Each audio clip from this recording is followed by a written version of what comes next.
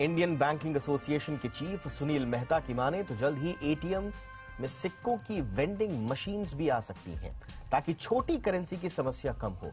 इसके अलावा public sector bank payment system की तरह लोन सिस्टम को भी पूरी तरह से डिजिटल बनाने पर जोरों शोरों से काम चल रहा है।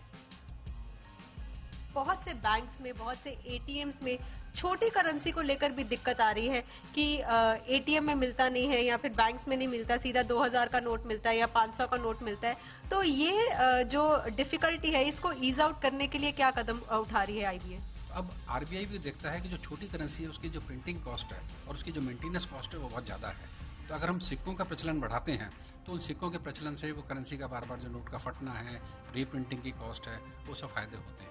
तो बैंक भी कोशिश कर रहे हैं कि सिक्कों का प्रचलन बढ़ाए और उसके लिए वो अवेलेबल करवा रहे हैं। इसका एक सॉल्यूशन तो यह है जो रिजर्व बैंक ने पहले पॉपुलराइज भी किया था, जैसे कि हमारे पास में एटीएम में नोट वेंडिंग मशीन है, इसी तरह से कॉइन वेंडिंग मशीन भी आरबीआई ने बैंकों को सब्सिडीज भी दी थी और इंसेंटिव दिया था।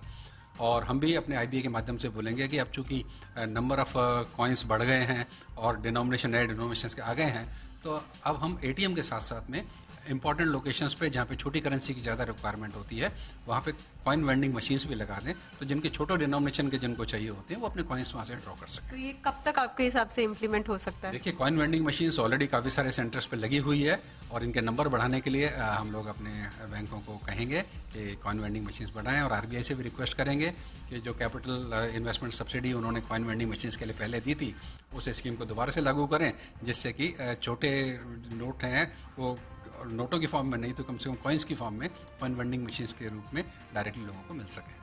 और कौन से कदम आईबीए उठा रही है बैंकिंग इजी बनाने के लिए, सेफ बनाने के लिए? हम हर मीटिंग में ये चर्चा करते हैं कि ग्राहकों को अधिक से अधिक सुविधा कैसे दी जाए। इसके लिए जो बहुत इंपॉर्टेंट स्टेप्स हम ले रहे हैं वो है डिजिटल लेंडिंग का।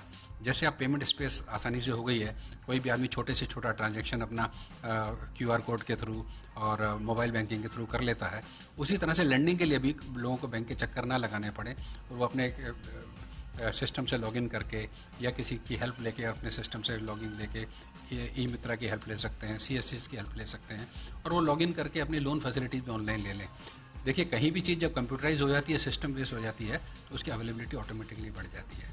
जैसे पहले रेलवे की लाइनों में लोगों को लाइनें लगानी पड़ती थी, अब आसानी से घर बैठे रिजर्वेशन कर लेते हैं। ऐसे ही घर बैठे लोगों को लोन फैसिलिटी भी मिलने का मार्ग प्रशस्त हो जाएगा। तो पब्लिक सेक्टर बैंक्स में इस तरह के रिफॉर्म्स के लिए हम ऑलरेडी काम कर रहे हैं। जहाँ तक प्राइवेट सेक्टर बैंकों का सवाल है, बहुत सारे बैंकों ने ऑलरेडी अपने लेवल पे काम किया है। उन्होंने डिजिटल लेंडिंग के प्रोडक्ट्स लॉन्च कर दिए हैं, पर्सनल लोन्स ऑलरेडी आ चुके हैं और आने वाले टाइम में जो mortgage based on secured loan है वो भी डिजिटल प्लेटफॉर्म में आ जाएंगे। ये इस दिशा में हम कार्य कर रहे हैं।